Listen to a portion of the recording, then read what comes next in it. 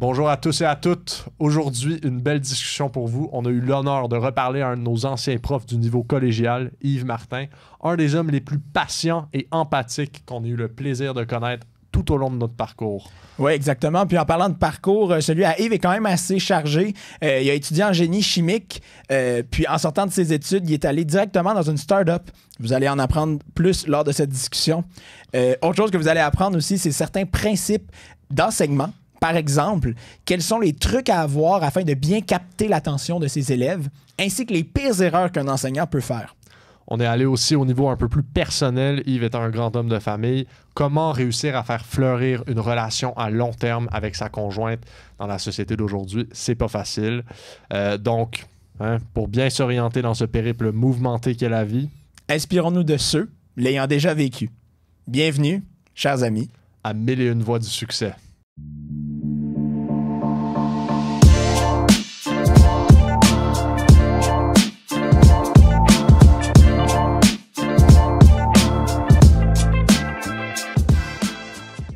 Bienvenue, Yves Martin, à 1001 voies du succès. Merci de votre accueil. Je suis très content d'être là. Oui, puis pour la petite histoire, Yves a été notre enseignant au collégial. Quand moi et Paul, on a passé au collégial du séminaire de Sherbrooke, on était tous deux dans le programme de sciences nat. Puis on a eu la chance d'avoir Yves comme enseignant. On l'a eu, on t'a eu souvent quand même. Chaque session. 50% de nos cours, 50% peut-être un petit peu élevé, mais chaque session certainement.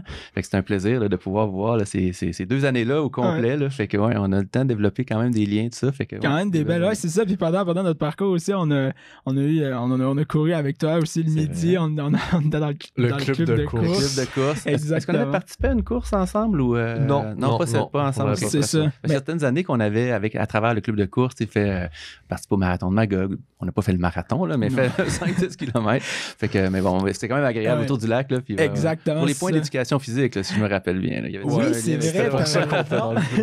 vrai, t'as raison. Mais aussi, c'était prévu qu'on fasse une course, mais la COVID est arrivée à la fin de notre parcours du cégep. C'est vrai, ça. Fait que ça l'a comme... Voyage en Grèce aussi. Ouais, ça l'a. Ouais, je dois vous admettre que cette année, il y a lieu le voyage en Grèce. Là. Ah oui, il y a lieu. Là, dans quelques semaines. Là, il se prépare à ça. Il y avait un 5 à 7 Grèce là, hier. Donc, bon, j'ai pas tourné le fer dans la plaie, mais. Surtout pour Paul. Parce que... Ah ouais, mais moi, c'est le prospectus d'être en Grèce avec Mathieu Fortin qui nous sort de la philosophie à n'en pas finir. C'était trop beau pour être vrai et turns out, ça l'était. Il y a la COVID, il y a quelque chose qui est venu la chose. Mais j'avais une question pour toi, Yves, juste pour constituer un peu. Rappelle-moi les matières un peu que tu nous enseignais au séminaire. Genre, en ce moment, c'est quoi les matières que tu enseignes? Les différentes? Donc, moi, à l'origine, j'enseignais de la chimie et des mathématiques pas mal de façon égale. Ma formation, peut-être on en parlera plus tard, mais je suis ingénieur chimiste. Là, donc, j'ai fait de la recherche un peu dans ces domaines-là. Mais dans votre cas, j'étais rendu à enseigner surtout des mathématiques. Donc, calcul différentiel, calcul intégral. Là, j'ai fait ça. Puis, j'ai enseigné le cours de chimie organique, je pense, là, en 2e année là, avec vous. Puis, éventuellement, le dernier cours qui était le cours de statistique, dans lequel on faisait l'épreuve synthèse là, et un cours que j'ai espéré utile pour pas mal tout le monde à l'université. Qu'en droit, vous êtes droit MBA, donc ça va être très utile. Là. On l'utilise. La partie juste droit, peut-être un peu moins, j'imagine, mais le reste, c'est assez utile en général. Puis justement, si on peut peut-être faire du pouce sur ton parcours, là, vers la fin du secondaire jusqu'à où est-ce que tu es actuellement? C'est quoi ton développement, en fait, plus académique? Situe-nous un petit peu, donc, qui est Yves Martin? Je sais pas encore moi-même exactement qui je suis. Chaque jour, c'est une quête incessante, mais j'adore ça. Mais disons que j'ai fait mon secondaire, mon collégial au séminaire de Sherbrooke. Donc, je suis un ancien là, qui habitait pas très loin, tout ça. Même mon père était un ancien aussi. Donc, j'ai beaucoup aimé cette école-là. Puis par la suite, je savais pas trop là, à l'université. Là, c'est comme les étudiants à qui j'enseigne, c'est des années, le collégial, c'est des années où on se découvre, où on doit faire un choix, où il y a vraiment maintenant des multiples possibilités là, de programmes qu'on peut faire à l'université. Donc, moi, j'étais dans cette situation-là aussi. Ma famille était plutôt en santé, là, en médecine, puis j'avais cette idée-là avant d'arriver au collégial, mais il y a tellement de possibilités que finalement, j'avais plusieurs, quand on fait notre demande là, à l'université, j'avais des choix assez disparates, là, puis je n'étais pas certain encore. Puis un des choix, c'était le génie chimique. Là. Puis je trouvais que ça cochait plusieurs cases, c'est-à-dire, tu sais, j'aimais bien la partie scientifique, j'aimais la partie que c'était assez concret, là, qu'on pouvait s'impliquer dans l'entreprise, qu'il y avait une espèce de partie entrepreneuriat ou administration liée à ça. Donc, je trouvais que c'était quand même assez riche là, potentiellement. Donc, même si je connaissais pas beaucoup ce domaine-là, je me suis inscrit là-dedans. Donc, j'ai fait un bac en génie chimique avec des stages variés là, en entreprise. Là, c'est Johnson & Johnson, CA, des choses comme ça. Puis, éventuellement, j'ai fait un peu des stages en recherche parce que j'aimais beaucoup la partie vraiment science. Puis, à la fin, j'ai essayé un peu d'enseignement. Donc, j'ai enseigné pendant une session collégiale à cette époque-là. C'était un remplacement. Là, je faisais de la biologie à ce moment-là un petit peu. Puis de l'informatique. Puis après ça, j'ai eu des bourses pour faire maîtrise doctorat. Puis comme j'aimais la partie scientifique, je me suis lancé là-dedans. Il y avait un nouveau chercheur qui arrivait là, à l'Université de Sherbrooke qui était dynamique, c'était du génie tissulaire, donc reconstruire des tissus in vitro. Tu sais, par exemple, si, je sais pas moi, le pancréas vient à manquer, on est diabétique, ben, est-ce qu'on peut faire croître ces cellules-là tu sais, en bioréacteur et les réimplanter? Donc, je trouvais que c'est un domaine super intéressant. Ça l'est encore. Je trouve encore que c'est ça. Et donc, j'ai travaillé dans ce domaine-là qui était pluridisciplinaire. Donc, on a fait de la biologie, de la chimie, de la physique, même des mathématiques. Puis, on a fabriqué un bioréacteur, on a fait du diagnostic médical et tout ça. Donc, ça, c'était ma maîtrise doctorat. Puis pendant ces années-là, j'enseignais pratiquement à chaque session un cours à l'université. Presque toujours un cours différent. En tout cas, j'ai fait plusieurs cours. Puis, à la faculté de génie? Génie, oui. Okay. Puis il y avait un nouveau programme qui avait été lancé quand j'ai commencé ma maîtrise, qui était le génie biotechnologique. Donc, moi, ça n'existait pas quand j'étais au bac, mais là, maintenant, le génie biotech existait. Donc, j'enseignais aussi en génie biotech et en génie chimique. Puis, j'aimais beaucoup l'enseignement. Et là, donc là, il y a plein de choix. Hein, j'avais finalement plutôt un profil de chercheur, c'est-à-dire que je publiais, là, puis je me dirigeais un peu vers ça. En même temps, on avait un outil, ce qu'on avait développé, il y avait une application commerciale. Donc, à la fin, après mon doctorat, on avait démarré une entreprise. On avait gagné un concours, les Anges financiers de Montréal. On avait gagné un concours technologique là. Donc là, on a dit, bon, on va se lancer un peu là-dedans. Je continuais d'enseigner un petit peu. Fait que il y avait comme une espèce de convergence là, à ce moment-là. Puis c'était quoi ton projet, si tu parlais peut-être plus en détail en quoi ça consistait, puis c'était quoi, hein? Oui, bien mon projet, disons, si on veut, de maîtrise doctorat, c'était vraiment de modifier des surfaces pour que les cellules vivantes là, interagissent localement de façon spécifique avec la surface. Par exemple, la cellule, on peut lui dire, ah ben, va à cet endroit-là, puis transforme-toi de telle façon, ou ne va pas à cet endroit-là, puis tout ça. Fait que, à la base, c'est un peu ça, parce qu'en génie tissulaire, on veut un peu organiser les cellules. Hein. On veut dire, toi, tu vas à cet endroit-là, toi, à l'autre place, puis placez-vous comme ça. On veut, par exemple, créer des vaisseaux sanguins. On appelle ça l'angiogénèse, pour que les tissus soient irrigués, parce que sinon, tu as même beau faire croître des cellules, mettons, pancréatiques. Quand ça devient un petit peu trop épais, là, les cellules au centre meurent. Là, okay? Fait qu'il faut vraiment qu'il y ait une circulation à l'intérieur. OK, vous créez des cellules pour le corps, pour des parties du corps. Oui, en fait, on ne crée pas les cellules, on les obtient. Là, ça peut être des cellules qui viennent de donneurs ou des cellules souches, des choses comme ça. Mais ces cellules-là, on doit les organiser pour créer un tissu. C'est ça l'objectif, en ce cas, du génie tissulaire. Donc, par exemple, comme je dis, un pancréas, c'est un exemple là, intéressant. Donc, j'aimerais ça. Il y a des gens diabétiques qui auraient besoin de cellules fonctionnelles qui vont fabriquer de l'insuline. J'aimerais ça implanter dans le patient des cellules pancréatiques fonctionnelles, donc des îlots et tout ça. Fait que, donc on veut les organiser, ces cellules. On les prend, puis on les place, puis on veut vraiment ça qu'on les organise comme on le veut pour ensuite les utiliser. Donc à la base, c'est ça le projet dans lequel je travaillais. Puis un élément qu'on a développé vers la fin, c'était de travailler pour faire du diagnostic médical, c'est-à-dire de faire passer du sang sur nos surfaces qui nous permettait d'interagir avec les cellules. Et selon ce qu'il y avait dans le sang, en gros, selon si les plaquettes étaient activées ou non, les plaquettes pouvaient coller ou non sur la surface à des endroits précis. Donc, nous, on pouvait après ça, comme si on veut lire la surface, puis dire, ah ben là, les plaquettes étaient activées à un certain niveau, il faudrait faire attention, peut-être donner un médicament à la personne pour diminuer l'activation des plaquettes. Donc, en gros, il y avait une application très précise de diagnostic médical, puis c'est là-dessus qu'on avait démarré une entreprise, là, dans le fond, puis on avait reçu des fonds pour ça. Donc, super beau projet, mais tu sais, diagnostic médical, c'est quand même grande ampleur et tout ça. Fait que, je pense que ça a bien progressé, puis je pense qu'il y a plein d'éléments liés à ce projet-là qui se poursuivent encore maintenant. Mais vient un moment où est-ce qu'on poursuit puis on cherche vraiment à temps plein des investissements ou on va plus vers le côté recherche, on demeure vers ça puis on devient chercheur, ou justement je me concentre plus vers l'enseignement. Fait que c'était là qu'il y a eu un choix un petit peu. Fait que j'ai travaillé peut-être, je dirais, 2 ans là, dans cette entreprise-là. Puis à la fin, j'ai eu l'opportunité là, d'enseigner au collégial. J'avais déjà aussi, essayé un petit peu avant. Puis là, j'ai vu des étudiants comme vous, puis des gens ouverts, variés, tout ça. Puis je sentais que j'étais vraiment à ma place à cet endroit-là. Je pouvais amener la partie scientifique, mais amener la partie aussi relationnelle, la partie humaine, tout ça. Puis c'est un beau milieu. Donc, on dirait que je me sentais très à l'aise. Donc, c'est pour ça qu'à ce moment-là, j'ai fait ça. Puis, qu'est-ce que tu as aimé et qu'est-ce que tu as moins aimé dans ton projet entrepreneur, dans ton entreprise? Ouais, bonne question. Mais c'est ça ce qui est intéressant. Comme ma formation, c'est ingénieur, c'est de transformer quelque chose qui est de la science en un produit. Fait que ça, je trouve ça vraiment stimulant. C'est quelque chose qui va être utile, qui va se rendre au marché, parce qu'ultimement, c'est ce qu'on veut faire quand on fait de la science. Donc, de participer à ça, je trouvais ça super. De voir les premiers résultats, parce que c'était prometteur, avec des patients, tout ça. Fait que ça, c'est super. C'est évidemment ce qui est moins intéressant, pour moi, en tout cas. C'est évidemment tout ce qui est dans le fond, il y a un aspect légal là-dedans pour les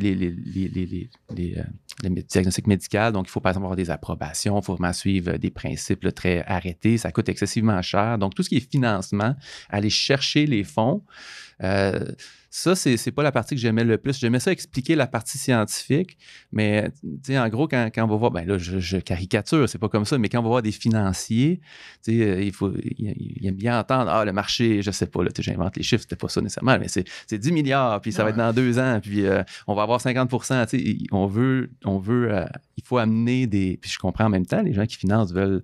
La rentabilité. Exact. Ouais. C'est complètement normal, mais c'est sûr que, moi, je me sentais pas nécessairement à l'aise comme scientifique où je doute toujours. Je disais, si ça. Mais il faut amener le vendre. Il faut dire, OK, là, je le vends ou après ça, je le fais. Après ça, fait que il y a plusieurs éléments. Fait que la partie, moi, vente était moins dans ma nature, je crois. Mais ça, c'est toujours la partie difficile. Surtout, parce qu'on a la chance un petit peu de commencer des petits projets, mais c'est tout le temps cette incertitude-là. Puis t'es arrivé, comme tu dis, avec... Parce que l'esprit scientifique est souvent... C'est souvent favorisé de se poser des questions puis se remettre en question. Puis des fois, comme quand tu dis, quand t'es venu pour vendre, quand il faut vendre, il faut être sûr de nos affaires puis il faut être capable de transmettre l'idée. Mais ouais, OK. Fait que ça, c'est la partie que t'aimais un petit peu moins. Ouais, c'est ça. Je me sentais parfois... c'est vraiment pas... Le terme est pas bon. Là, j'avais en tête imposteur, mais c'est pas du tout ça. C'est vraiment de dire, il faut que tu représentes d'une certaine façon quelque chose que est vrai derrière, mais en même temps, t'es pas... le discours est très... Je vais y aller comme ça. Le discours scientifique que je suis habitué de faire, que j'aime bien faire, c'est quoi les résultats, puis vers quoi on va, puis je suis confiant qu'on va avoir ça, tout ça. Ça, je suis très à l'aise de le faire, les certitudes statistiques, tout ça, versus le discours qui est vraiment plus financier, on va avoir tel rendement dans tant d'années, tout ça. J'étais moins à l'aise dans celui-là, j'avais moins de conviction, probablement, de ce côté-là, fait que j'étais peut-être pas je me sentais pas nécessairement la meilleure personne pour dire, je vais aller chercher 10 millions là, dans une prochaine ronde de financement basé là-dessus, fait que c'est pour ça que ouais. Aviez-vous quelqu'un dans votre équipe qui était plus business? Parce que j'ai l'impression que souvent, ce genre de projet-là, ça se divise, tu sais, t'as côté un peu plus science, puis t'as la personne qui va commercialiser la chose un peu plus et faire cette vente-là. Non, c'est ça. Mais c'était surtout moi qui faisais ça là, à ce moment-là. C'était moi qui était vraiment qui menait là, ces efforts-là de financement. Puis les premières rondes, c'est moi qui est allé avec les partenaires financiers, là, les conclure. Donc, c'était moi qui faisais ça. Puis ça allait quand même bien. Là, je caricature pour montrer un peu qu'est-ce qui a fait que j'ai choisi un ou l'autre, mais j'aurais pu faire. J'étais quand même à l'aise, j'aimais ça aussi. Là, fait que c'est toujours une question de choix. Ouais. Puis comme vous, quand on aime plusieurs choses, c'est difficile des fois choisir. Puis on se dit, j'aurais pu finir là, j'aurais pu faire ça, tout ça. Fait qu'il y a vraiment tellement de possibilités. Mais moi, je me demande, là, tu as enseigné à l'université durant ton parcours, tu as enseigné au collégial aussi. Pourquoi tu as choisi l'enseignement? Qu'est-ce qui t'a dit à la fin de la journée, c'est là que je vais être le plus heureux? Ou je sais pas si c'est être heureux ou c'est ça que je veux faire. Pourquoi aller dans cette direction-là? Ouais, c'est une bonne question. Peut-être que j'aime me donner en spectacle, c'est peut-être ça, je ne sais pas trop. Il y a profondément, pourtant, c'est pas nécessairement ma nature que les gens détectent là, quand ils me rencontrent la première fois. Je ne sais pas pourquoi, mais j'aime en tout cas certainement. Par exemple, au collégial. À l'université, c'est différent dans le sens qu'à l'université, ce qu'on transmet, c'est vraiment en tout cas en génie où j'enseignais, là, c'est vraiment du savoir assez précis et factuel. Fait que tu es un spécialiste dans ce domaine-là, tu transmets. Il y a un lien qui se fait avec les étudiants, mais c'est vraiment là, très technique et est très précis, scientifique, tout ça. Puis j'aimais ça. Je l'ai fait longtemps, j'aimais quand même ça. Au collégial, ce que j'aime encore plus, c'est le lien, le fait que justement, je peux avoir une interaction avec les gens. Puis c'est des gens qui sont ouverts au collégial, qui justement se découvrent eux-mêmes. Les matières sont peut-être un peu plus variées. Je vais faire de la chimie, des mathématiques, mais je vais faire aussi du français, de la philosophie. Fait que tout ça mis ensemble, on dirait, j'aime c'est ça, la découverte de soi que les gens, qu'on peut amener les gens à faire. Les gens vont découvrir eux-mêmes qu'est-ce qui va les intéresser. C'est ça, on fait découvrir la science, découvrir eux-mêmes leur personnalité, tout ça. Fait que, il y a vraiment, je trouve, c'est riche au niveau humain, en même temps qu'il y a la partie scientifique au collégial qui est quand même là, la partie très technique qui est importante d'expliquer le calcul différentiel. Il faut quand même que ça soit précis et clair, tout ça. Fait que tout ça mis ensemble, je pense. Puis l'ambiance d'enseignement, c'est pas c'est un milieu qui est intéressant entre collègues étudiants, avec tout le monde qui gravite autour du système d'éducation collégiale. En tout cas, c'est sûr, moi, je suis dans un domaine au collégial privé qui est un peu différent peut-être que d'autres établissements collégiaux, mais certainement que nous, on a une dynamique qui est assez intéressante. On connaît tous les étudiants, eux nous connaissent, tout ça. Fait que c'est ça. Fait que je pense que c'est tous ces éléments-là, mais le gros facteur, vraiment l'élément humain dans l'enseignement par rapport à la carrière de chercheur ou même à la carrière d'entrepreneur. Je ne dis pas qu'il n'y en a pas dans les deux, là. Il y en a des éléments humains hyper importants, mais c'est ça, probablement, c'est l'élément qui m'a fait plus pencher, j'imagine, de ce côté-là. Sens-tu que c'était plus facile comme j'essaie de comprendre, parce que j'ai l'impression quand on était au collégial, on voyait nos profs souvent, c'était toujours les mêmes profs, puis on suivait, on apprenait à connaître, l'étudiant apprenait à connaître le prof, et le prof apprenait à connaître les étudiants, tandis qu'à l'université, le côté personnel, après la session, même là, durant la session, moi j'ai l'impression d'être moins connecté à chacun de mes profs. Y a-tu c'est-tu ce côté-là où cégep, on connecte plus avec les étudiants un peu? Je pense que oui. Je pense que ça, c'est un élément hyper important. Là. Effectivement, que nous, on a la chance de se voir chaque session. Mais je pense qu'il y a aussi le moment de la vie, c'est-à-dire que quand j'arrive au collégial, les premiers cours là, que vous êtes arrivés du secondaire, je ne sais pas si vous vous rappelez, là, mais souvent, là, on est un peu figé, on écoute, puis là, on ne sait pas trop. Mais à la fin, le dernier cours, là, c'est autre chose. On est beaucoup plus... on a vraiment évolué. Épanoui, mais il y a vraiment une grande différence. Donc, il y a cet élément-là là, qui change beaucoup au fil du temps. Fait que les liens qui se créent dans ces années-là sont hyper riches. Là. Fait que oui, je pense que ça, c'est un facteur important. À l'université, on développe certains liens, peut-être moins justement au baccalauréat, mais c'est sûr qu'à la maîtrise, au doctorat, il y a quand même des interactions assez riches là, entre chercheurs, mettons, étudiants à la maîtrise ou au doctorat. Il y a des liens qui se déroulent sur plusieurs années là, personnels. Comme moi, chercheur avec qui je travaillais, c'est très riche comme lien aussi. C'est notre ampleur. Fait que il y en a aussi à d'autres endroits. Parce qu'on s'entend que enseigner au niveau collégial, c'est quand même spécial parce que l'étudiant, quand il arrive, il est à un certain niveau dans sa vie, puis le développement qui se passe dans ces 2 années-là, c'est incroyable. L'humain se développe, je sais pas, c'est le cerveau, la croissance, n'importe quoi, c'est comme tout, on dirait, arrive pas à sa fin, mais comme tout se vit plus intense à ces moments-là de l'histoire, puis c'est ça, du développement de l'humain. Est-ce que tu trouves ça difficile parfois de travailler avec une clientèle qui se développe, qui se cherche souvent parce que ça peut causer beaucoup d'émotions auprès de l'étudiant? Puis comment est-ce que tu vis avec ça? Est-ce que c'est difficile ou pas? Non, vrai. En tout cas, pour moi, non. C'est sûr qu'il peut y avoir pour certaines personnes des moments difficiles quand on passe à travers des phases là, qui peuvent être... c'est ça. Il y a des événements aussi dans la vie, des fois, qui arrivent qui peuvent vraiment nous perturber à ces années-là. Fait que, il y a des éléments humains qui peuvent être difficiles. Mais globalement, au contraire, moi, je trouve ça hyper stimulant. Puis je me rappelle bien encore mes années collégiales. On dirait que pour moi, c'était les années que j'ai peut-être les plus... j'ai encore des beaux souvenirs des dernières années, mais des années très, très riches, là, vraiment, pour moi, que j'ai adoré justement les changements. Puis on dirait que on a fait 2 ans, moi aussi, de collégial. Ouais. J'ai l'impression que ça a duré 5 ans. Je me rappelle encore beaucoup de ces années-là. Fait que je pense que je peux me transposer un peu à ce que j'ai vécu, à ce que les étudiants vivent encore, puis essayer de leur faire bénéficier de ces années-là le plus possible. Là. Puis ce qui est le fun, c'est que dans mon rôle, je peux aussi essayer de placer les choses pour que ça soit le plus riche pour eux. Je suis responsable du programme au collégial. Donc, des fois, si je peux peut-être placer des activités ou des façons de faire ou des modes d'enseignement qui vont faire que les étudiants vont aimer ça le plus possible, là, c'est vraiment important pour moi. Là, autant que transmettre là, mes notions de calcul différentiel. Moi, j'ai une question par rapport à ça. C'est comment intéresser les étudiants? Parce qu'on s'entend... il y a beaucoup de matières générales au collégial. C'est difficile qu'un étudiant aime tout, tandis que quand tu es rendu à l'université, tu es dans une branche, tu es dans le droit. Si tu aimes ça, tu vas aimer ça.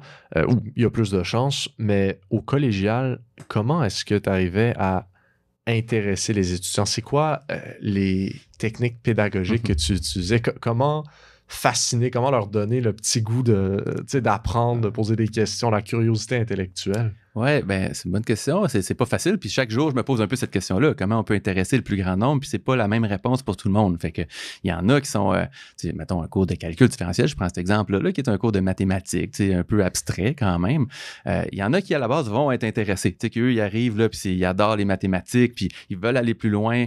Donc, pour répondre à leurs besoins, il faut leur donner un cours qui les pousse à aller plus loin, qui est très qui est stimulant, là, donc il y a des défis, tout ça. Mais si je fais ça à tout le temps, ou trop, mais là, il y en a plein qui vont quitter le navire, là, qui vont dire, moi, je m'intéresse à aller, mettons, je sais pas, en santé, là, puis moi, c'est juste correct de faire ce calcul différentiel, mais là, tu vas un peu trop loin dans tes charades mathématiques, évoluer, tout ça. Fait qu'il faut aussi répondre aux besoins de ces gens-là. Donc là, c'est essayer de vulgariser, de donner des exemples concrets, de trouver des applications, d'essayer de pas donner des cours trop longs, par exemple. C'est juste des choses comme ça. Un enseignant peut s'écouter parler là, pendant 2 heures facilement, puis pour lui, c'est très intéressant, mais il faut vraiment se remettre en question, me dire qu'est-ce que les autres perçoivent de ce que je dis. Est-ce que là, ils m'écoutent plus? Là, après 30 minutes, ben, je vais faire autre chose. Puis, on va arrêter là, puis on continuera la prochaine fois. On va le faire d'une autre façon. On va faire une capsule sur le web là, au lieu de parler pendant longtemps. Tout ça. Fait qu'il faut vraiment toujours, chaque jour, chaque cours. Puis les cours sont différents les uns des autres. Essayer de moduler est-ce que je réponds aux besoins de ceux qui aiment ça, ceux qui aiment moins ça? Est-ce que je suis capable de piquer la curiosité de ceux qui sont neutres un peu? Puis c'est sûr qu'on peut pas plaire à tous, là, je veux dire, il y en a qui, les maths, là, ils détestent ça. Puis bon, on va essayer j'essaie de leur faciliter la vie quand même, tu es capable de réussir, fais ça, puis tu as quand même des qualités, tout ça, mais c'est ça. Fait que c'est vraiment d'essayer là, avec différents modes, puis il n'y a pas une réponse à ça. Là, diversifier le cours, puis rendre ça accessible à tous. Ouais, voilà. C'est ça, je me souvien. Quand on était là, tes cours finissaient souvent avant, la partie magistrale plutôt finissait tout le temps souvent avant la limite du cours, puis après ça, c'était des temps d'exercice, ou d'aller poser des questions. Puis je me rappelle, on passait tout le temps à travers de la matière au complet, et pourtant, on avait, en termes de cours magistraux, la moitié du temps que, par exemple, comme certains autres enseignants, puis c'est flagrant aussi, à l'université, est-ce que c'est une critique ou est-ce que c'est quelque chose qui est à corriger? Je ne sais pas. Mais une chose qui est sûre, c'est que c'est très différent de la méthode d'enseignement. Puis moi, je me rappelle que j'étais fasciné par le fait qu'on apprenait tant de choses en moins de temps. Fait que c'est pour ça que dans ma tête, cette qualité-là d'enseignant, ça me fascine beaucoup parce qu'en moins de temps, on est capable d'accomplir autant que si tu avais pris, par exemple, 1 heure ou 30 minutes de plus. Mais de ce que j'en comprends, c'est beaucoup de s'adapter. Tu sens ton audience, tu sens ta classe, puis tu t'adaptes beaucoup à eux. Oui, je pense que tu as bien résumé ça. C'est certain qu'il y a des cours qui s'y prêtent mieux que d'autres. Comme par exemple en mathématiques, là, je pense que l'exemple que tu mentionnes, c'est beaucoup en mathématiques. C'est des notions abstraites. T'sais. Fait que la personne, moi, je pense, en général, il y en a qui sont capables, là, mais ils ne peuvent pas subir des notions abstraites pendant 2 heures. Là. Je veux dire, même si la période dure 2 heures, là, c'est impensable de bien comprendre la notion abstraite puis de pouvoir l'appliquer juste en écoutant quelqu'un pendant 2 heures. Fait que, pour un cours comme ça, selon moi, il faut que tu sois le plus percutant possible rapidement, c'est-à-dire d'essayer de vraiment amener ce qu'il y a derrière la notion, de l'expliquer. Puis ça peut prendre 10 minutes, là, puis c'est correct si c'est ça. Ça peut être 20, c'est peut-être 30, c'est peut-être 40 pour une notion, mais c'est vraiment le plus rapidement possible d'essayer d'exposer cette partie qui est très abstraite. Après ça, là, tu peux aller justement vers des choses plus concrètes. Bon, avec la notion abstraite, on peut te faire des exemples un peu. Fait que, l'enseignant peut en faire devant le groupe pour essayer de rendre ça plus concret. Puis éventuellement, c'est sûr qu'il faut que ça soit transféré pour que les gens le fassent eux-mêmes parce que c'est quand même, on le sait, là, quand on est assis, ben, on est passif un peu, puis surtout en maths, il faut en faire là, à un moment donné, sinon ça risque d'être compliqué à un moment donné. Fait que ce cours-là, je pense que ça se fait bien comme ça. Puis je suis d'accord, c'est pas parce que la période est 2 heures, il y en a qui disent, ben, il faut que j'enseigne pendant 2 heures, puis c'est pas, je pense, pour certains cours, c'est pas une bonne idée. D'autres cours, ben, ça prend ça. Je me rappelle en chimie organique, puis à un moment donné, les cours étaient peut-être un peu plus longs au début parce qu'il y a quand même beaucoup de notions qui sont pas peut-être aussi compliquées à comprendre, mais qu'il faut quand même les présenter parce qu'il y a quand même, on pourrait pas dire lis-le toi-même, tout ça. Fait qu'il faut quand même l'expliquer. Mais ces cours-là, typiquement, étaient peut-être un peu plus remplis. Mais vers la fin de la session, quand on avait des notions, là, on pouvait dire, ah ben là, on transfère, là, travailler par vous-même. Je sais pas si vous vous rappelez en chimie organique, c'était comme en classe inversée à un moment donné. On apprenait, mais vous avez la base. Travaillez par vous-même, puis on va voir. Fait que c'est assez variable selon la nature du cours. Mais je suis d'accord à dire, de façon générale, il faut essayer d'être. Il faut utiliser le moins de temps possible en étant le meilleur possible dans cette période-là. Puis j'aimerais savoir ton opinion par rapport à tout, parce qu'en ce moment, il y a beaucoup de courants de pensée qui disent l'intelligence artificielle, par exemple, surtout là, c'est percutant là, avec ChatGPT, par exemple, ça va remplacer la profession d'enseignement ou l'accès à l'information va être changé. Puis je serais curieux de t'entendre par rapport à ça. Est-ce que tu penses que une personne pourrait se développer au niveau professionnel sans nécessairement aller dans des institutions scolaires, universitaires, conventionnelles? Ben, c'est une bonne question. Honnêtement, ça c'est assez récent que en tout cas, moi, je pense à ça de façon plus importante. Fait que j'ai pas de certitude très arrêtée encore. J'ai de la difficulté. Je suis pas j'ai pas une facilité de voir le futur là, à ce niveau-là vraiment de façon très, très précise. Mais par contre, ce que j'en pense pour l'instant, là, c'est que bon, est-ce qu'il y a des institutions? Je pense que les institutions vont vraiment être quand même nécessaires à un moment donné, en tout cas un guide quelconque. Là, peut-être l'intelligence artificielle éventuellement peut devenir ce guide-là, mais en tout cas, je pense qu'on est loin de là, mais un guide qui, pour l'instant, est humain, là, qui va nous permettre justement d'utiliser, c'est comme quand les premières fois qu'on cherchait avec un moteur de recherche comme Google sur le web, ça donne l'accès à tout ce qui était pas mal dans les livres là, statiques, là, un peu partout. En même temps, c'était pas suffisant, je pense, cette arrivée-là pour dire, bon, ben, c'est correct, va plus au secondaire, va plus au collégial, fais plus ton cours d'histoire, parce que ça, c'est tout sur Wikipédia. Il faut être capable d'aller chercher les infos, puis c'est sûr que là, l'intelligence artificielle va pouvoir te formuler un peu plus sous forme de phrases, tout ça, mais si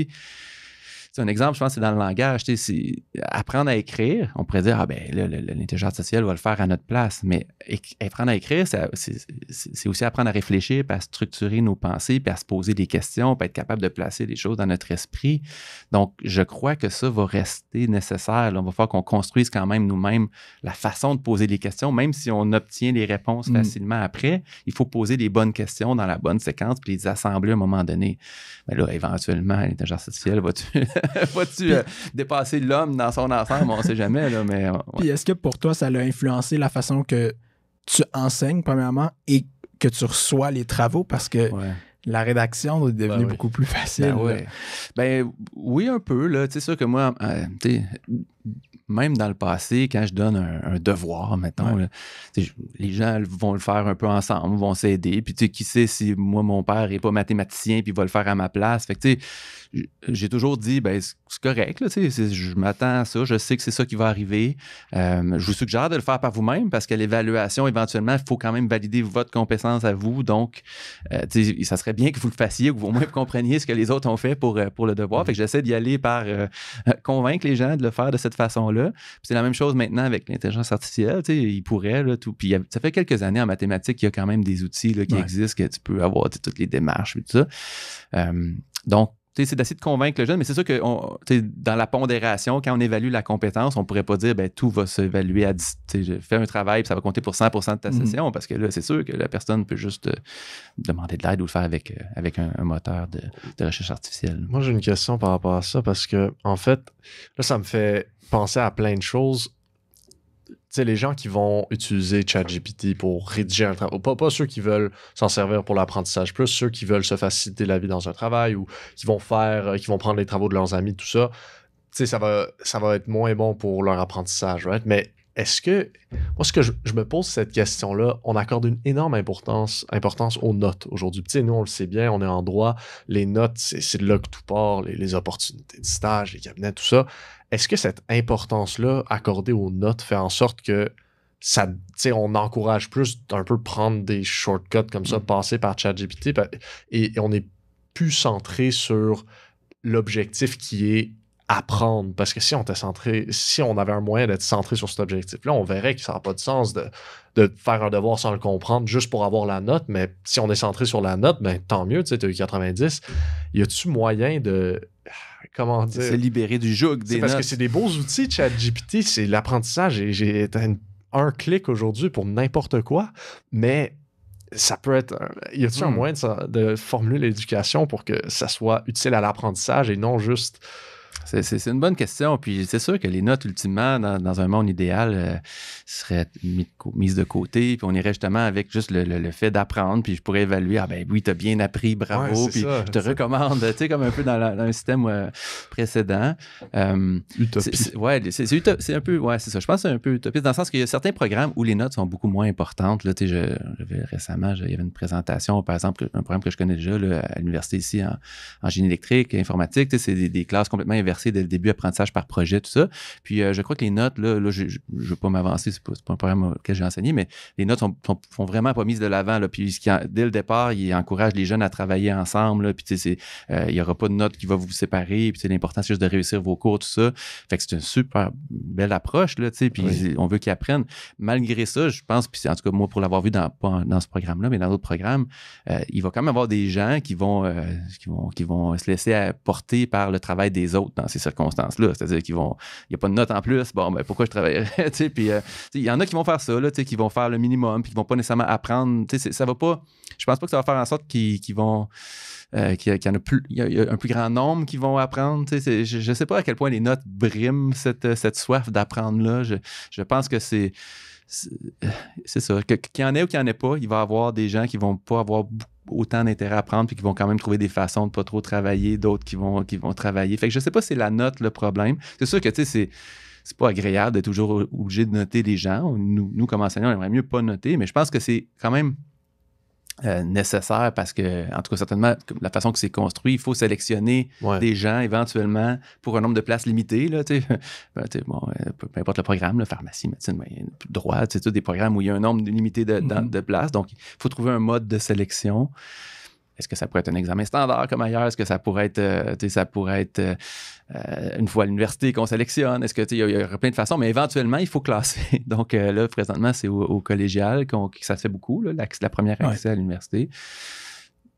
Je sais pas. En même temps, moi, je suis quelqu'un aussi qui est assez... comment dire?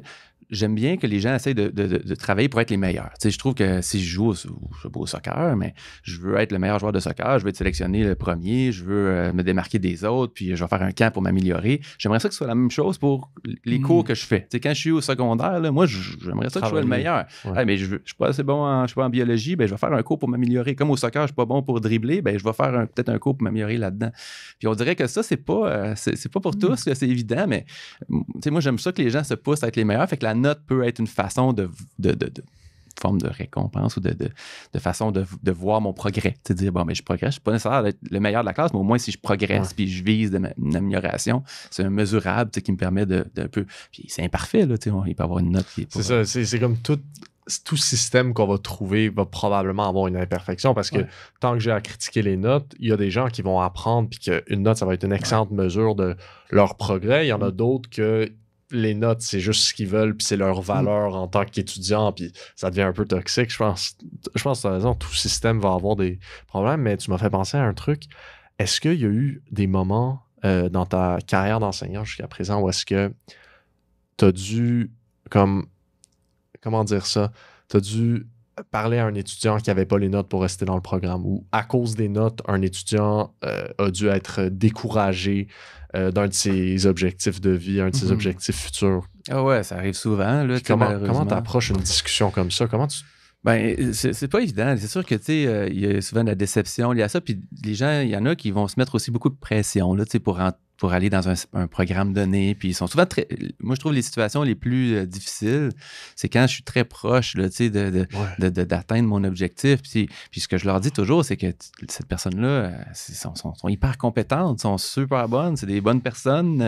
Ils vont accomplir, je pense, plein de choses qu'ils veulent. Peut-être pas la chose qu'ils avaient en tête de faire, en tout cas à ce moment-là. Peut-être qu'ils vont pouvoir le faire plus tard. Mais j'essaie de leur montrer ça, tu sais, parce que c'est vrai, tu sais, c'est pas pour les convaincre. Tu sais, c'est des gens qui sont hyper bons, là, tu sais. Dans mon programme où j'enseigne, là, les sciences de la nature, c'est tous des bons étudiants. Là, je veux dire, c'est des gens quand même qui... Puis dans l'autre programme aussi, là, mais c'est des gens qui qui ont presque tous des super bonnes valeurs, qui veulent travailler, qui réussissent bien, qui font des problèmes de calcul différentiel intégral. C'est difficile à faire. Là. Fait que, je leur dis, regarde ce que tu fais, c'est quand même bon. Là. Fait que faut pas qu'ils se découragent. Je pense que c'est ça le problème, c'est qu'on a des fois une perception là, qu'il faut, je suis pas bon, j'ai pas réussi à rentrer dans telle chose. Puis j'étais bon avant, mais t'es encore. Fait que c'est beaucoup là-dessus. J'essaie de miser sur les forces, tout ça, mais c'est jamais des bonnes discussions parce que je comprends la déception des gens. Là, moi, je rêve de ça depuis que je suis jeune. Ben, je comprends, c'est ça. D'un jour au lendemain, il faut réorienter nos rêves. Ouais, c'est ça. C'est ça. Puis, ou dire, ben, ça va être plus tard, ou trouver une autre façon. Mais certainement, en tout cas, miser sur les forces que j'ai et les qualités que j'ai, je pense que c'est une bonne façon d'aller vers l'avant. Là. Mais ça, je pense que ça, c'est un bon truc pour n'importe quelle situation. Pas juste en termes de notes, c'est de... Oui, tu as le droit d'être déçu parce que tu n'as pas atteint l'objectif. Par contre, en réalisant tout ce que tu as accompli, les capacités que tu as acquis, l'expérience, ça aussi, ça a une valeur. Puis même si ça te mène pas directement à ton objectif, il va y en avoir d'autres qui vont arriver, il va y en avoir d'autres. Puis par rapport à ça, c'est quoi l'aspect la plus difficile de ton domaine, de ton métier d'enseignant? Ben ça, c'est ça, c'est un bon, c'en est un bon, là, c'est un bon de gérer la déception de jeunes qui sont super talentueux pour certains cas précis. Comme j'ai dit, il y en a qui vont vivre des épreuves personnelles aussi, ça, je trouve ça difficile, c'est normal en même temps, j'imagine, je suis pas... maintenant, on a quand même beaucoup de cours là, qui nous aident justement à essayer d'aider les gens plus au niveau émotif, psychologique, tout ça. On n'est pas des professionnels, là, mais on peut quelques outils des fois pour donner des conseils, mais ça, je trouve ça toujours difficile. Un jeune qui a vécu un drame personnel, puis qui a la difficulté à continuer ou des ruptures amoureuses, ces années-là, ça peut être super... brutal. Ça peut être super difficile à gérer, là, puis je comprends ça, puis des dépressions, il y a plein de situations personnelles que c'est ça, je trouve le pire, parce que la personne... moi, quelqu'un qui aime venir à l'école, qui est heureux dans ça, peu importe ce qui arrive, ça va bien aller. Je veux dire, tout est positif là-dedans. Là. Peut-être que je ne réussirai pas à atteindre tel programme, mais quand même, globalement, je vais progresser tout ça. Mais c'est vraiment, je pense, c'est ça, les écueils là, qui sont peut-être, qui viennent des fois de l'extérieur, ou c'est ça, qui sont les plus difficiles à gérer. C'est sûr que ce que j'aime moins aussi, je suis responsable du programme, si certains étudiants ont des déceptions, par exemple, par rapport à une façon de faire, ben ça m'atteint là, directement. Il faut qu'on change ça rapidement là, parce que moi, je veux que vous soyez bien. Ça, fait que on va essayer de modifier ça. Fait que ça, c'est pas ce que j'aime le plus, mais c'est important pour moi de changer. Ça, par rapport à ça, en fait, je veux juste en revenir sur... J'ai vraiment aimé ce que tu as dit, Charles, le fait que... en fait, ce que vous avez dit ensemble, le fait que... quand tu as une déception comme ça, quand tu réalises que tu n'as pas atteint... Si ton objectif, c'était... Si tu t'identifiais à la note, tout ça pour atteindre ton objectif, ben là, tu as tout perdu, tu l'as pas eu. Mais si tu reconnais que ton objectif, non, c'était d'apprendre, c'était de te développer, même si le endgame n'est pas là, tu as quand même eu toutes ces belles qualités parce que c'est ça qui est venu. Puis par rapport aux difficultés dans le programme, là, je voulais faire une petite parenthèse fermée, mais c'est quoi la pire erreur que... Ben, pas la pire erreur, mais c'est quoi les grosses erreurs que peut faire un enseignant qu'il faut rectifier tout de suite? Genre, c'est quoi vraiment la chose que faut pas faire en tant qu'enseignant? Puis si tu vois ça dans ton programme, ça, c'est quelque chose qu'il faut être changé assez vite. Ben, moi, je pense que la pire chose, c'est le manque de considération, de respect là, envers un jeune, là, mettons, un enseignant qui serait... non professionnel, qui il écouterait pas une question, voudrait pas l'entendre, ou serait, je sais pas, là, quelque chose, non, toi, tu mérites pas de questions, tu comprends pas, ou tu comprends rien, ce genre d'affaires-là, évidemment, ça, c'est complètement intolérable. On se dit toujours, j'imagine, ça arrive jamais, mais ça, je dis pas que c'est arrivé, là, j'ai pas rien en tête de précis, mais ce genre de truc-là qui peut arriver, en tout cas, je pense, on peut déjà avoir entendu des histoires de ce type-là, ça, pour moi, c'est la pire chose, parce que je veux dire, il faut, à la base, peut-être que tu as des lacunes dans ton enseignement, peut-être telle chose, tu ne la comprends pas complètement. Peut-être tu pourrais améliorer, faire plus davantage de projets. Peut-être à la limite, tu arrives en retard à ton cours. Mais si au moins tu es respectueux dans ce que tu fais, puis tu écoutes ce que les jeunes ont à dire, puis peut-être c'est un commentaire négatif qui te donne, il faut le recevoir, puis il faut rester, je pense, je sais pas, comme le terme professionnel ou en tout cas empathique ou tout ça.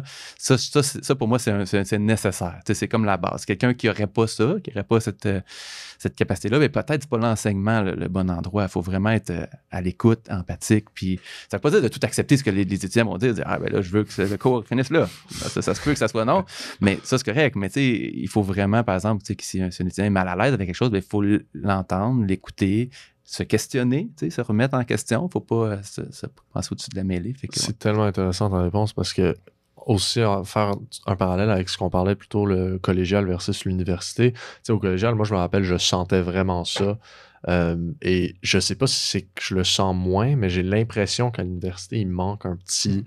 des fois, avec certains profs, il manque peut-être ce niveau d'empathie-là, de respect. Certains profs chargés de cours sont là, ils vont donner leur cours, puis après, ils ont d'autres choses à faire, ils sont pressés, ils sont moins là pour les étudiants. J'ai l'impression que ça se perd. Ils donnent un cours magistral de 3 heures, à peu près pas de questions, s'en vont.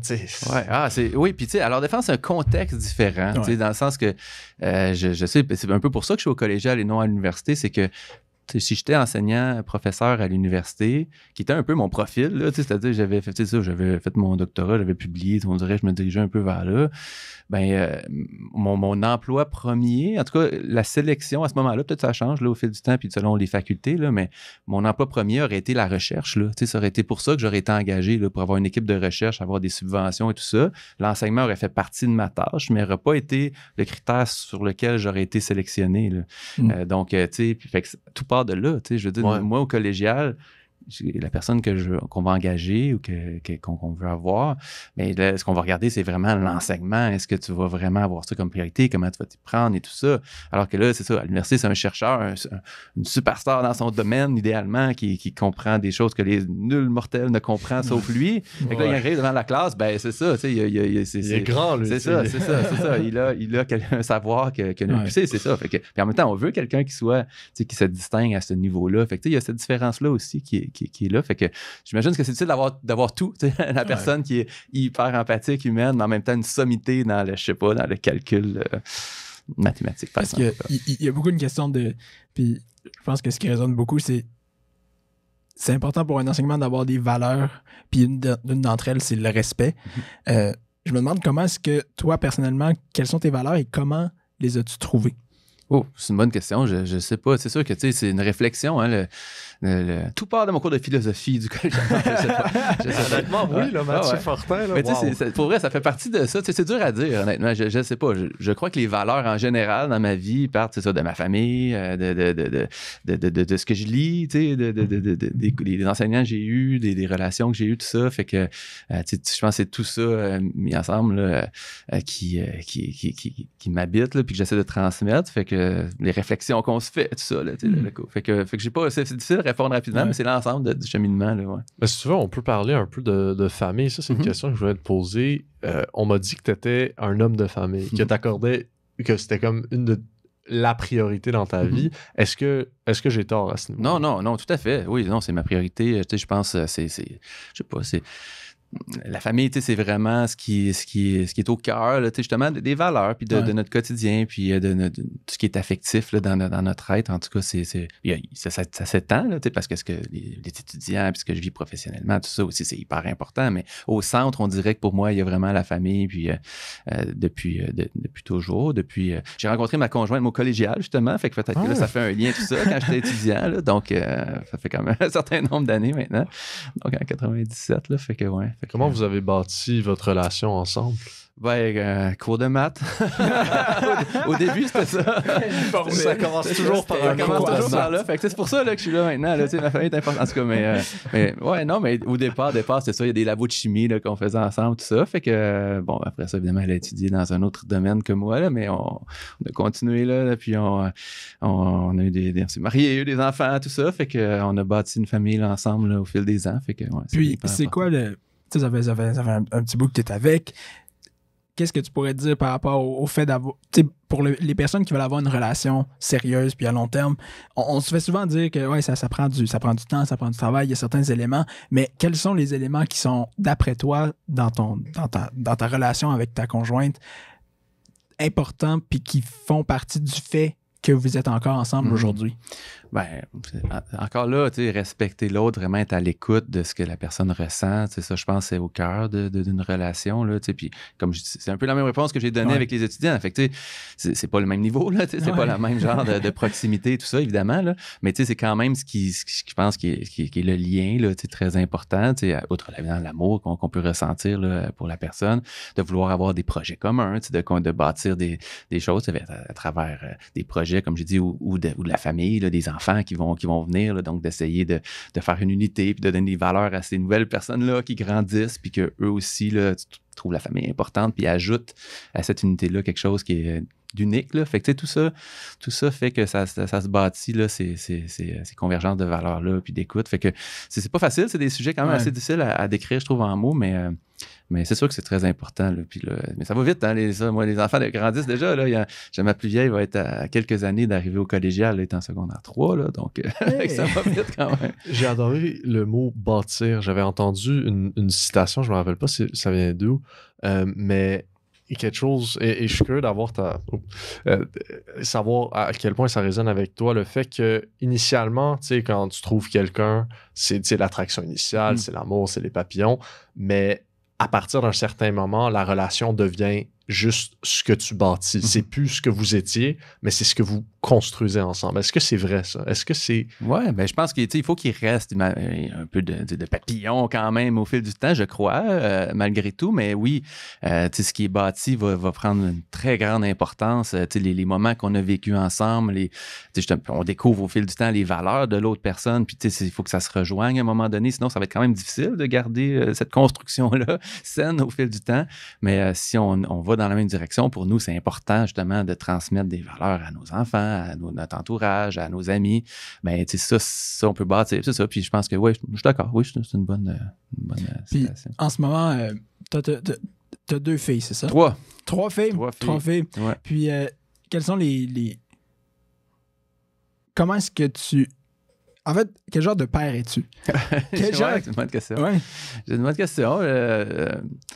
Écoute, j'essaie d'être un père qui leur laisse là, de plus en plus à mesure qu'ils grandissent, là, justement, essayer de leur indiquer, justement, de leur inculquer des valeurs puis des façons d'interagir qui vont être bénéfiques pour elles, pour les autres, puis qui vont les rendre heureuses. Hein. Je pense que c'est ça qu'on veut, là, si on veut que nos enfants soient heureux, puis fassent partie aussi d'un tout, puis se trouvent des relations, tout ça. Fait que j'essaie de leur donner un exemple, une façon de faire ou des moments qui vont leur permettre de se développer de ce côté-là. Fait que, on les inscrit au sport. Là, je les entraîne au soccer, là, même si je ne suis pas vraiment un joueur de soccer. Je sais pas si vous savez. Moi, j'étais plutôt un joueur de baseball à l'origine. Maintenant, je suis pas mal assez intensément. Non, ouais.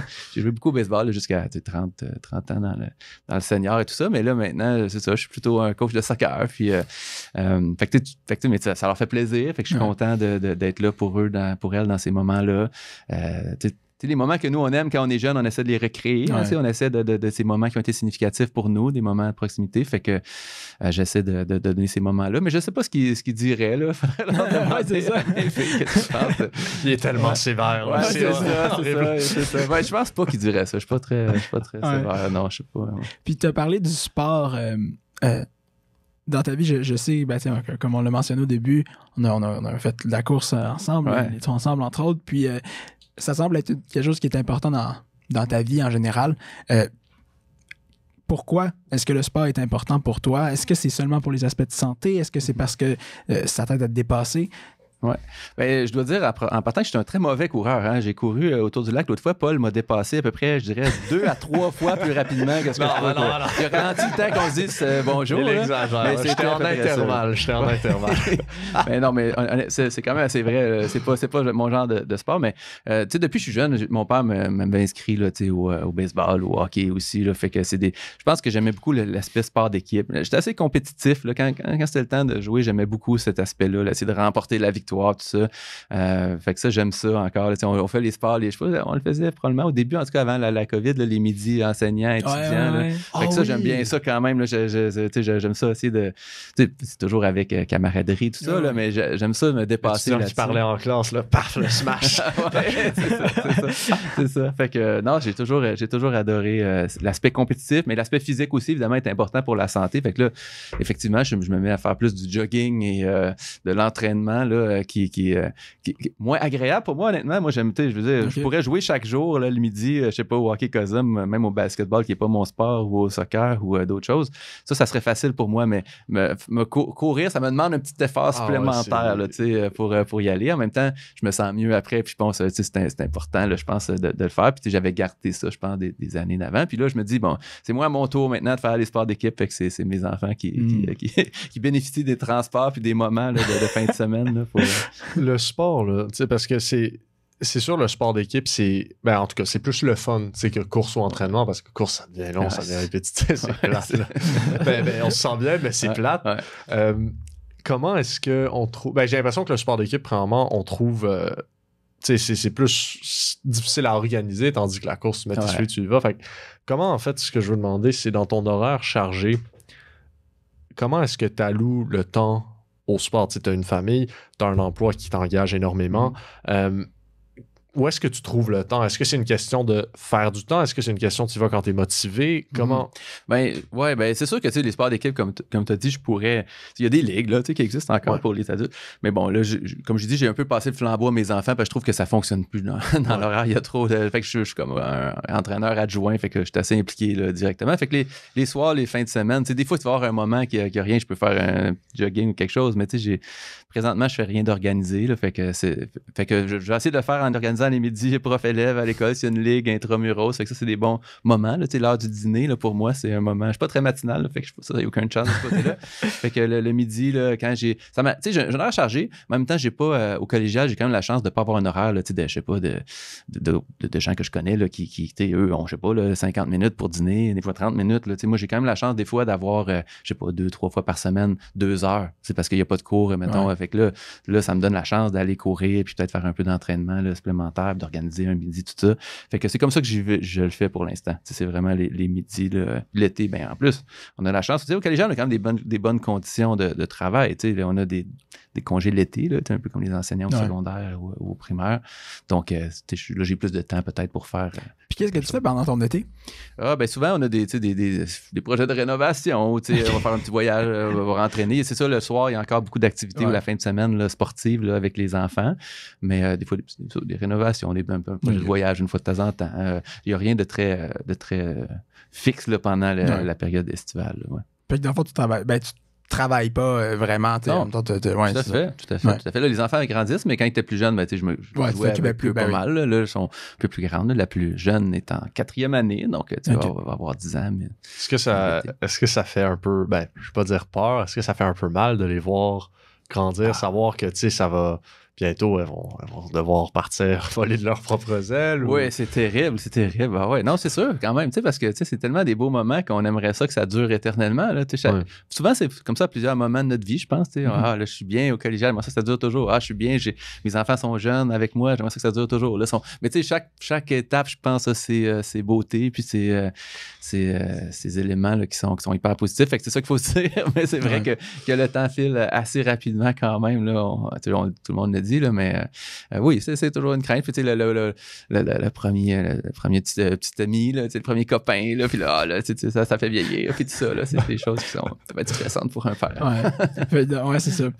Parce que c'est ça l'affaire, c'est qu'il y a peu de choses dans la vie qui restent stagnantes, puis il faut, malgré nos émotions, passer à travers et tout. Là.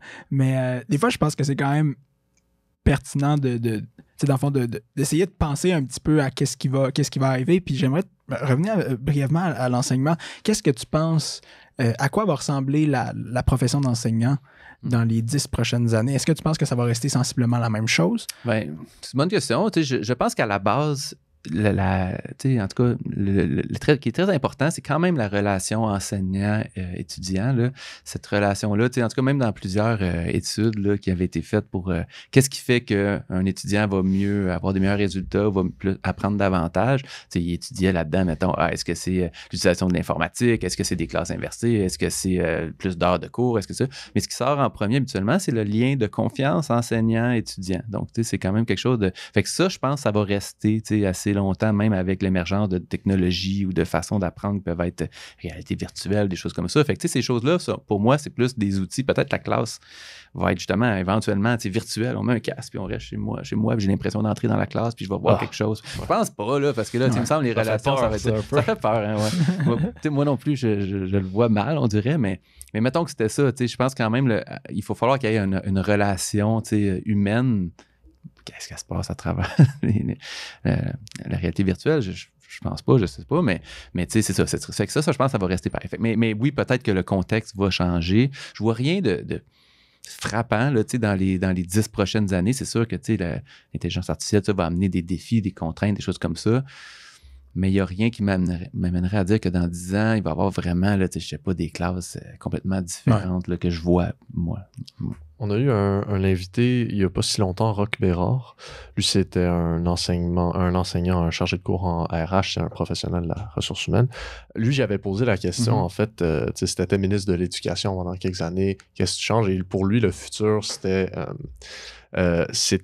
intégrer beaucoup plus de pratiques aussi vite que possible dans l'enseignement. Tu sais, avoir des petits cours magistraux, moi, je sais que ça ferait du bien en droit là, avec les cours de 3 heures, mais directement envoyer les étudiants avoir la formation continue en même temps de travailler, tu sais, avoir un niveau beaucoup plus concret et pratique beaucoup plus vite que intégrer énormément de matières théoriques pour ensuite éventuellement travailler. Pour lui, un beau futur, ça ressemblerait à amener la pratique beaucoup plus tôt. Ouais, c'est une bonne idée. C'est ça qu'on essaie d'en faire, mais peut-être que ça pourrait être encore poussé davantage parce qu'il reste que c'est des cours assez fondamentaux. Moi, dans le temps où j'enseigne, c'est de la physique mécanique, de la biologie générale. C'est des notions que tu apprends pour la première fois. Donc, on dirait qu'on a besoin d'une certaine mise en place à un moment donné, d'une certaine façon. Mais oui, on essaie de faire des projets, je peux vous rappeler, c'est des cuisines moléculaires, des parfums, des avions de papier, ce genre d'affaires-là.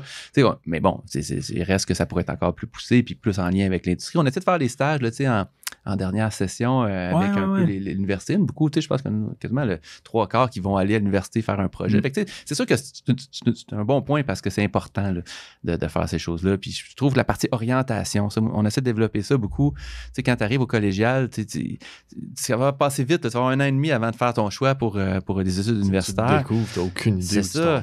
Fait que là, on va essayer de leur mettre en place on faisait déjà des visites un petit peu, là, mais essayer de faire des visites peut-être plus vastes un petit peu, mettons, en une journée complète, là, on développe ça présentement à la faculté de médecine. Puis là, tu vas passer ta journée, tu vas aller voir différents labos, tu vas faire un labo, puis là, tu vas aller faire un projet dans un autre endroit. Puis là, le midi, il va y avoir une conférence, on va te parler de telle profession, là, l'après-midi, ça. Fait que prendre une journée, ta première session, au moins, tu vas voir, il y a de l'imagerie médicale, il y a de la physique, puis de la médecine là-dedans. Puis là, il y a de l'ergothérapie, je sais pas c'était quoi. Fait que commencer à voir à quel point c'est vaste là, ce qu'on peut faire, puis justement trouver des ancrages concrets à le cours de physique mécanique ou le cours de calcul différentiel. Ça peut être plus abstrait que ça quand même. Moi, j'ai de la misère à trouver un projet.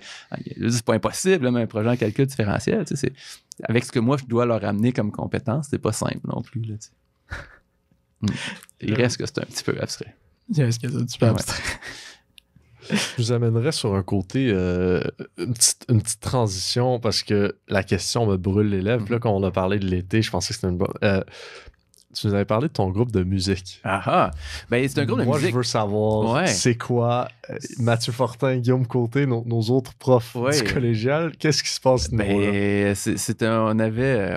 Dans le passé, on avait fait des représentations souvent, c'est ça nous trois, donc Guillaume Côté est un excellent guitariste, là, vraiment très très fort. Moi je joue de la guitare, mais tu sais plus, faut qu'il y ait un peu de distorsion pour cacher mes défauts, là, parce que sinon ça va pas très bien. Là. Mathieu qui joue de la basse, je pense que joue de la guitare aussi un petit peu. On a eu un batteur qui était enseignant, là, Dominique Bachand, là, dans le passé, donc on avait fait il y avait eu Cégep en spectacle, on avait fait, mettons, l'entraque, fait qu'on avait fait 3-4 pièces, on avait fait au gala, dans le temps que c'était au Granada, on avait fait notre nom est Iron Metal, ok, donc on fait des pièces métal un peu, là, avec un petit peu d'humour, là, mais un peu plus de tendance métal, certainement. Là, c'était ça qu'on aimait jouer, puis qu'on aime encore jouer. Puis là, on va faire un spectacle la semaine prochaine, donc mercredi prochain, il y a le gala qui est au collégial, fait qu'un retour, le grand retour d'Iron Metal, on pratique là, ces temps-ci, puis voilà, fait que c'est encore les étudiants, ne savent pas trop qui est là-dedans, puis on leur fait des petites cachettes, tout ça, mais on est très hâte, là, on joue là, on joue fort, on pratique dans le local de musique. Leur enseignant super super calme, de calcul intégral, super pédagogue, super patient, sortir Iron Metal. Exact. Un peu de Metallica, un peu de System of a Down, un peu de Nirvana qu'on va jouer, là, fait que ça va être bien fun.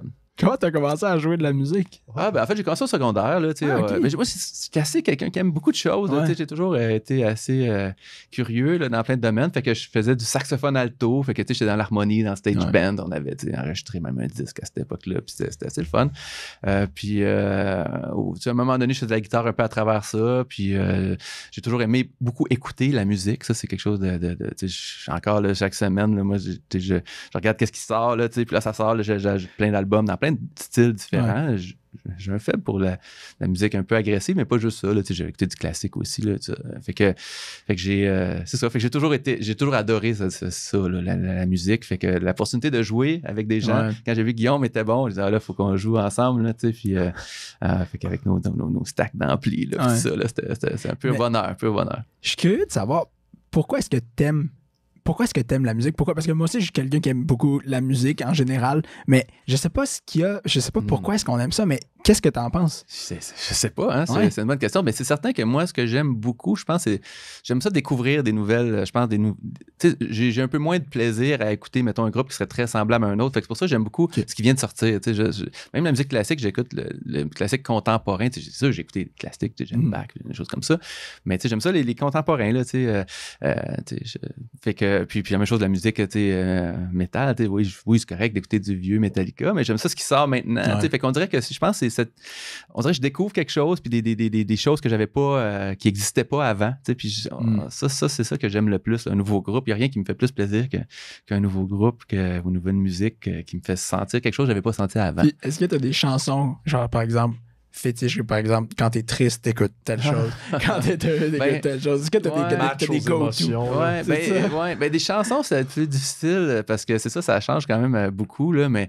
j'aurais tendance à avoir plus des styles musicaux selon le moment. Là. Je veux dire, quand il pleut puis c'est sombre, peut-être je vais mettre un peu de jazz, là, puis il pleut, puis ça, j'aime bien ça. Mais s'il fait soleil, là, puis c'est l'été, là, peut-être je vais mettre des Offspring, je vais baisser les fenêtres, là, puis ou de la musique métal plus facile. Fait que il y a des moments un peu comme ça où quand je reviens tard le soir, là, c'est plus du classique, là, contemporain. Je me fâche, je sais pas pourquoi. Il y a des moments comme ça. Là. Quand je travaille, évidemment, là, c'est plus du classique. Là, parce que, là, écoutez, la musique, il y a quelque chose de magique qui te permet d'atteindre un genre de perfection pendant quelques instants dans ta vie quand la musique, elle est juste parfaite avec tes émotions. Je sais pas comment le décrire, mais j'ai l'impression qu'il y a comme une magie qui se crée là que tu peux pas avoir avec d'autres affaires. La musique, c'est vraiment... puis ça te donne même une énergie là, particulière. Ça te fait...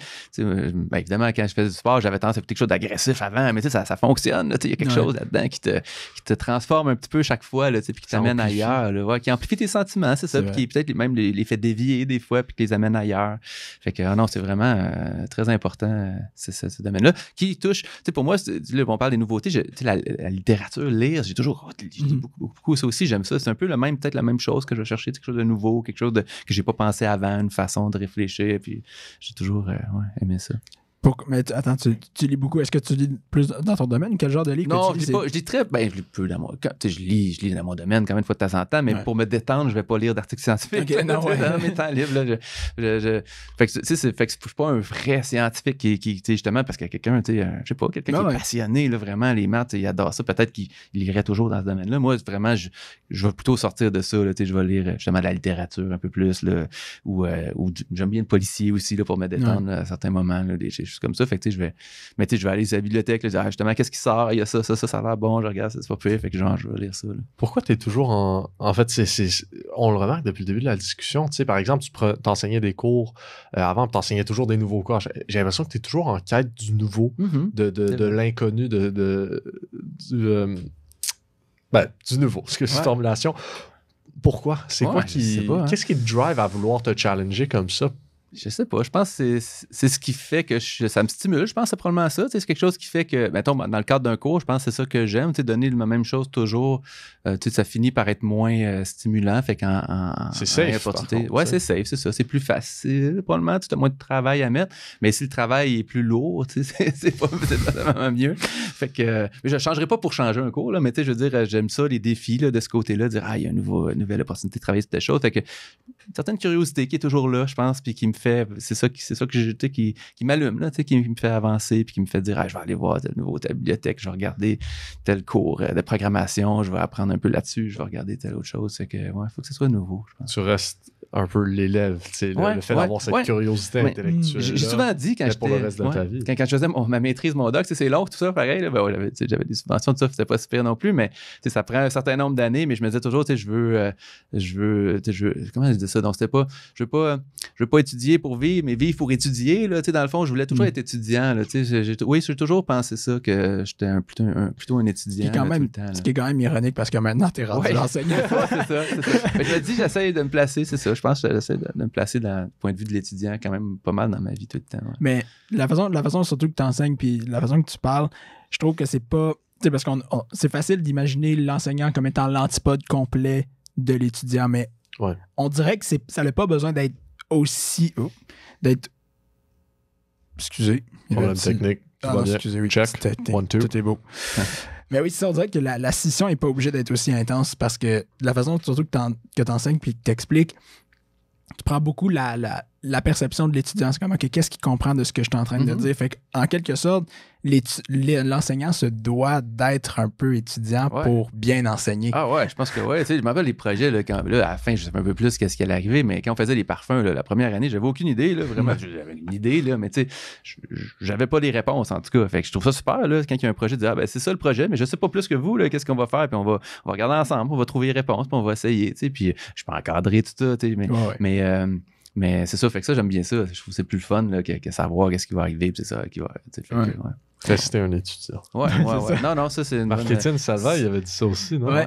C'est les meilleurs moments. Il faut rester étudiant, il faut rester. Ouais. C'est vrai, en plus, c'est vrai, t'as fait référence au fait que les années du collégial, c'est les meilleurs moments. C'est ça. J'essaie de rester éternellement. Éternellement au collégial.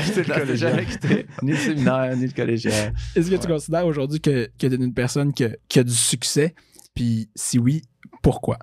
Ben, du succès, c'est très relatif, là, dans le sens que je pense qu'il faut le mesurer par rapport à nous-mêmes, là, tu sais, c'est-à-dire que oui, dans ce sens-là, parce que pour moi, des fois, quand je dis, c'est quand même très large ce que tu dis, mais moi, mon but général, c'est quand même d'être heureux, tu sais, j'ai dit ça des fois, tu sais, fait que c'est bon, c'est un peu flou, là, par moment, là, ce que ça veut dire, mais tu sais, je me considère heureux en général, tu sais, il y a des moments plus difficiles, des choses qu'on fait pas de la bonne façon, qu'on aimerait reprendre, tout ça, mais tu sais, j'essaie de mettre tout en place pour répondre à ce que c'était avec la présence de ma famille, j'ai la chance de faire justement un peu de musique, d'en écouter, de lire, d'enseigner, j'aime le milieu où je suis. Fait que j'ai réussi à assembler plein d'éléments qui me ressemblent et qui me mettent dans un état d'esprit que j'aime, justement un peu l'état d'esprit étudiant, c'est peut-être ça la façon de le résumer. Puis fait que dans ce sens-là, oui, je pense que c'est un succès pour moi, là, vraiment. Là, je suis très. Mais est-ce que ça serait le même succès pour quelqu'un d'autre? Probablement pas. C'est bien correct comme ça. Là, on a chacun notre façon de le voir. Puis l'important, c'est, je pense, d'être accordé avec ce que nous, on a comme. Si on est sur le domaine d'être heureux, moi, je veux savoir, y a-tu un moment dans ta vie où le moment où est-ce que c'était malheureux? Où est-ce que les choses allaient pas bien? Et c'est souvent de ces périodes-là qu'on apprend le plus. Fait que moi, je veux savoir, y a-tu un de ces moments-là dans ta vie où est-ce que tu sentais rock bottom et comment tu t'en es tiré? Qu'est-ce que tu en as appris? Ben, j'ai la chance de ne pas avoir vécu, honnêtement, des grandes tragédies pour le moment. Tu vas espérer que ça reste, là, parce que je veux dire, il y en a qui vivent quelque chose. Tu sais, je veux dire, mettons, je sais pas, ton enfant est malade, là, tu sais, puis il y a une maladie grave. Tu sais, fait que ça, ce genre de situation-là, j'ai eu la chance de pas vivre ça. Tu sais, fait que je peux pas. Fait que les moments de malheur relatif sont quand même moins. Je pense qu'ils sont moins percutants que d'autres ont pu vivre. Fait que je suis très chanceux de ce côté-là pour le moment. Là. Fait que, mais tu sais, quand ça allait moins bien, je pense justement j'avais la chance de peut-être avoir ma famille encore que ça allait bien, ou mettons qu'il y a quelque chose avec ma famille qui se passait moins bien parce que il y a quelque chose qui s'était déroulé. Ben là, peut-être que j'avais justement je suis bien dans ce que je fais dans mon enseignement. Il y a quelque chose que je peux tirer là. Fait que tu sais, il y a pas eu de moment où j'avais, on dirait que rien fonctionnait, là, qu'il n'y avait aucun aspect de ma vie là, que tu sais, j'ai perdu mon emploi, ma famille, ça ne fonctionne pas avec ma conjointe, là, puis, ou mes enfants. Puis, bon, je sais pas, je me suis blessé, je peux pas faire mon sport, je sais pas, là, j'exagère, mais il n'y a pas arrivé de ces moments-là, une chance, fait que j'ai toujours pu justement avoir comme les piliers que j'ai entendus qui en avaient, qui soutenaient l'édifice, fait que Fait que je pense que c'est ça qui aide à se sortir des endroits plus difficiles, puis à refocuser sur qu'est-ce qui est important. Peut-être faire des choix différents. Peut-être que j'ai délaissé justement là, une partie de ma famille qu'il ne faudrait pas, fait que je vais changer telle chose, mais j'avais quand même, je pouvais compter sur d'autres éléments là, qui me gardaient quand même relativement heureux malgré tout. Là. Fait que je peux pas dire que j'ai été chanceux des moments de grâce. Mais tu y as répondu quand même, parce que quand l'un des piliers va mal, la famille, l'école, la job, l'amour, on doit s'en remettre aux autres. Faut aller chercher le positif où est-ce qu'on peut. Ouais, je pense que oui. Puis le temps qu'on rebâtisse, peut-être qu'on fasse des choix différents pour essayer de solidifier ce pilier-là, ou s'il peut l'être, là, il y a des moments que c'est pas possible, mais si c'est possible, d'essayer de recentrer puis de se reposer en question. Il faut toujours, comme en enseignement, comme dans tout, se remettre en question, je pense, dans les choix qu'on fait, dans comment on échange avec les autres. Puis ça se peut qu'on fait des erreurs là, tout le temps là, dans plein de domaines, mais d'essayer de se remettre en question, de pas garder le cap quand que ça va moins bien. Là. Ouais. Puis pour être heureux et tout, en fait, peut-être plus en général, est-ce que tu as des conseils à donner aux jeunes collégiales, universités? Est-ce que tu as des conseils? Je pense que le conseil, c'est d'être fidèle à soi, d'essayer connais-toi toi-même, hein, il date des Grecs, là, je veux dire, c'est quand même, je ne veux pas citer Matthieu qui probablement dit ça avant moi, là, mais je veux dire, en philosophie, mais d'essayer de vraiment essayer de se connaître chaque jour, parce que c'est jamais terminé, je veux dire, on va avoir 70 ans, il faut quand même continuer d'essayer de se connaître, faire les choix en conséquence, évidemment, pas uniquement penser, d'essayer d'être ouvert aux autres, là, d'être empathique. Je pense que c'est vraiment important en général pour être heureux, parce que juste se refermer sur soi, là, c'est là qu'il y a des pressions peut-être des fois qui vont faire que ça va mal aller, puis on n'aura rien sur qui s'ouvrir. Donc, c'est ça. Donc, toujours être ouvert, de se remettre en question, vraiment réfléchir à nos valeurs. Mais ça va être différent pour chacun. Il n'y aura pas une façon, je pense, en tout cas, je pense pas qu'il y ait une formule générale pour ça. Peut-être quelqu'un, son bonheur, c'est de je sais pas, de faire sa première entreprise qui va valoir 100 millions. Puis c'est correct, c'est ça pour toi, puis ça te rend heureux, puis tu es stimulé par ça. Pourquoi pas, Fait que, tant que ça ne brime pas, évidemment, au détriment de le bonheur des autres, là. Mais ouais, fait que c'est ça mon conseil. Ouais. Je pense que c'est une très belle place où closer la discussion. Oui. Donc, être heureux, c'est s'en remettre, trouver le positif partout, constamment apprendre, rester ouvert d'esprit, être empathique. Et tu as référé à Mathieu Fortin, j'y avais posé la question aussi. Lui, il avait dit prendre les choses avec une certaine légèreté. Ah ouais, ça je reconnais Mathieu. Exactement. C'est ça, mais oui. Merci beaucoup Yves Martin. Merci, c'était une très belle discussion. C'était vraiment un plaisir de parler avec vous, de vous revoir. Là. Absolument, nous autres aussi. Merci. Merci. Très belle discussion avec Yves. Ça fait toujours du bien de le revoir, n'est-ce pas, Paul? Écoute, c'est, selon moi, un des humains les plus bons sur cette terre. La définition même du bon samaritain. Moi, ça me fait toujours chaud au cœur de revoir Yves et de l'entendre parler. C'est absolument vrai. Puis, dans la même ordre d'idée, qu'est-ce que tu as préféré de cette discussion-là? Moi, j'ai beaucoup aimé quand on parlait au niveau de... Surtout qu'Yves, c'est un enseignant. Fait que c'est ça qui est intéressant, un peu le paradoxe, mais on reste étudiant toujours dans la vie. Parce que des fois, on peut s'imaginer qu'en sortant de l'université, tu sais, là, tu vas être placé à un poste, là, tu as fini d'apprendre, là, tu appliques du concret, mais non. Si on veut grandir dans la vie, si on veut évoluer, si on veut devenir les meilleures versions de nous-mêmes, on n'arrête jamais d'apprendre. On est toujours là, assoiffé d'en apprendre plus, d'en savoir plus et de pousser un peu plus loin. Et je pense que c'est une belle mentalité à avoir. Jusqu'au jour où on meurt, on reste étudiant à jamais. Et moi, c'est ce que j'ai beaucoup apprécié. Charles? Moi, ce que j'ai particulièrement aimé, c'est à la fin de la discussion, Yves a dit dans n'importe quelle situation, il faut être capable de voir le positif. Puis ça me rejoint vraiment parce que je trouve que, particulièrement dans les situations difficiles où est-ce que on dirait que tout semble négatif, tout semble difficile, il y a tout le temps un aspect, peut-être que c'est un apprentissage qu'on voit pas encore, mais que il y a du positif là-dedans parce qu'on va apprendre, parce que habituellement, quand c'est difficile, on apprend le plus. Donc, j'ai beaucoup aimé cet aspect-là de dire, puis je trouve que ça le représente très bien en tant que personne. Puis c'est toujours mieux d'être positif que négatif dans la vie parce qu'en effet, il y a tout le temps quelque chose à apprendre. Il y a tout le temps quelque chose qui nous fait évoluer tant qu'on reste en mouvement. Donc, moi, c'est ça que j'ai particulièrement aimé. Puis, merci beaucoup d'avoir écouté. Honnêtement, c'est très apprécié. Si vous avez des commentaires, si vous avez des idées de nouveaux invités, n'hésitez pas à nous les partager. On va être bien content de lire ça. Puis d'ici là, à la semaine prochaine.